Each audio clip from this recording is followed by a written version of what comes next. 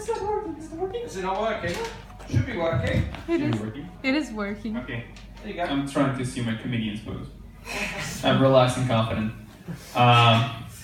Good evening. Some people like starting their performance by saying, "Hey, how are you doing? How's your evening? How's your steak?"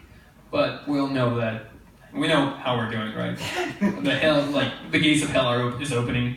It's 2017. It's the second quarter. Things are really bad.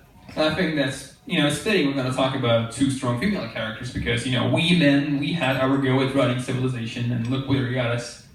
So if there's anyone who can save us, it's probably women. And I think it's difficult to argue that, Jessica Jones or Supergirl is better than the other one because they're so different. Obviously, they both are female. They both, they're super strong and they can fly and all that shit. But that's where similarities end. It's like when you're ordering something on Amazon late in the evening and you get the item delivered to you early in the morning and you go, wow, brilliant, this was really fast. You wouldn't have the same response if that was pizza. So, what I'm saying, they're very different. And I'm not going to argue that Supergirl is ultimately the best of the two, but I'll explain why I think she's my personal favorite. So, let's start with who is Supergirl? Well, Supergirl is like a teenager or a young woman, depending on the story you're reading. And she's a cousin of Superman. Her name is Kara. And you know what it means that she's a cousin of Superman? It means she's an alien. But not the kind of alien that tenderly chokes you while laying eggs in your chest. No. Some might say she's the worst kind of alien.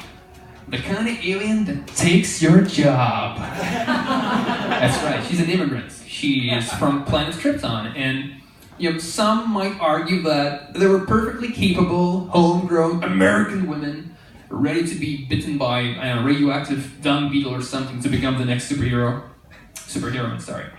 And, Kara took the job, and some might say that it happened only because she landed on Earth when she was a teenager and we had to spend less money on her upbringing and education, so she's like cheap free labor. But I will argue, because I'm an immigrant myself. And as an immigrant, I think we have a lot of things in common.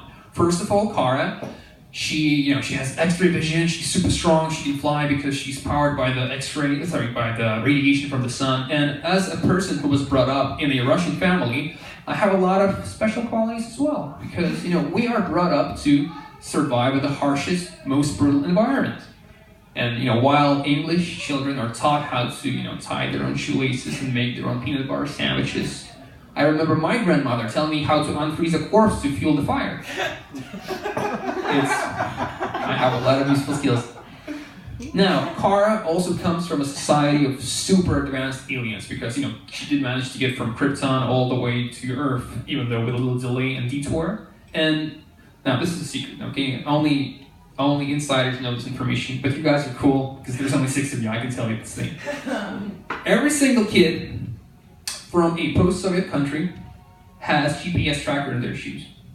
Just so in case you don't make it from school to home during blizzard, your parents can find you in spring and salvage the shoes and pass on to different siblings. It's a really harsh environment.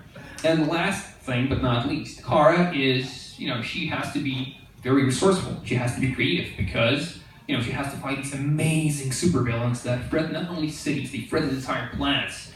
And, I come from a poor environment, poor background. I had to be very creative and resourceful as well because I didn't have any toys. I had very few toys as a kid.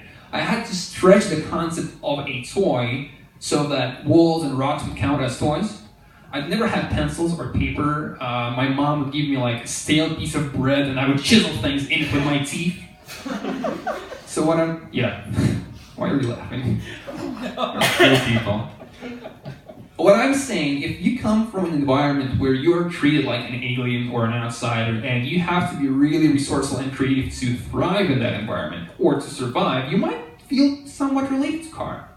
Now, one more thing, I'm not going to talk about Jessica Jones at the moment, but I will have a little comparison with Superman. One thing that I find much more appealing in Superman comparing to Supergirl is that, Supergirl knew her parents. She grew up in a Kryptonian city. And Superman is an actual orphan. He never knew his parents. And I never knew my parents. I lived with them for 7 years, but I never got to know them. Okay, so Kara lands on Earth, and after some while, she spends some time hiding. Superman keeps her hidden, and eventually she turns her into Supergirl. She doesn't bite her, but he turns her into Supergirl.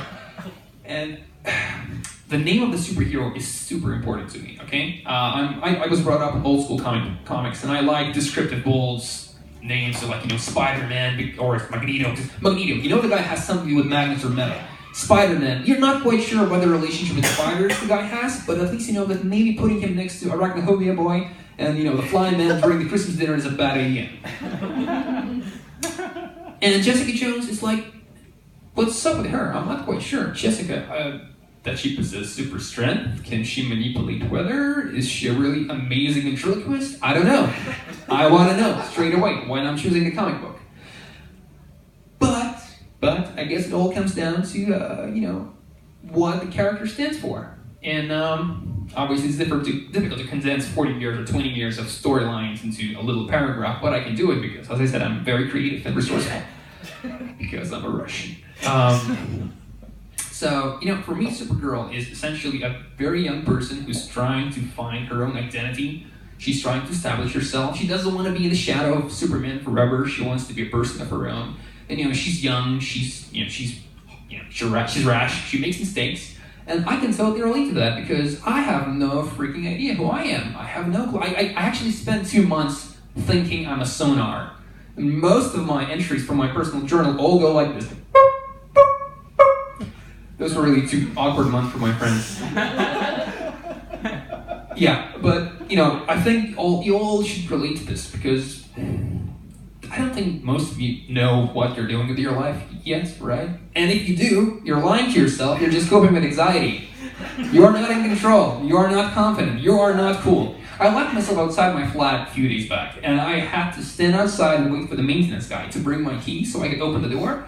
And all of my sense of control and all of my coolness evaporated like this. At least I have a kindergarten next to my house, so I could pretend that I'm peddling drugs to toddlers. But it's cool, right? I had my sheets and shit. Now Jessica, she's a different person. She's been a superhero, and then she got traumatized, and she had to stop being a superhero. She became a personal investigator, and then she became a journalist. She got married to Luke Cage of all people, and she has a baby. And if you want to stay a sane, somewhat functional person and settle down, you probably need to have some of the major life spanning questions answered. How many of you are ready to settle down? I involve my wife. Are you ready? I'm just saying that, and also, just a side note, I think it's terrifying to be a child of a superhero because, we barely survive regular parents. I remember my mother, who is a normal, she's a human, but preparing chicken for dinner, and I could see her smiling at the sound of cracking bones. So, yeah, a child of a superhero has no chances whatsoever. They're fucked. Okay, I'm gonna wrap it up.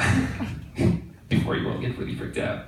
What am I trying to say? What I'm trying to say, if you are still trying to find your way in life, if you're not quite certain what you want to do with your life, you're not sure what you are, who you are, and what you're doing here, first of all, don't worry, it's going to end when you die.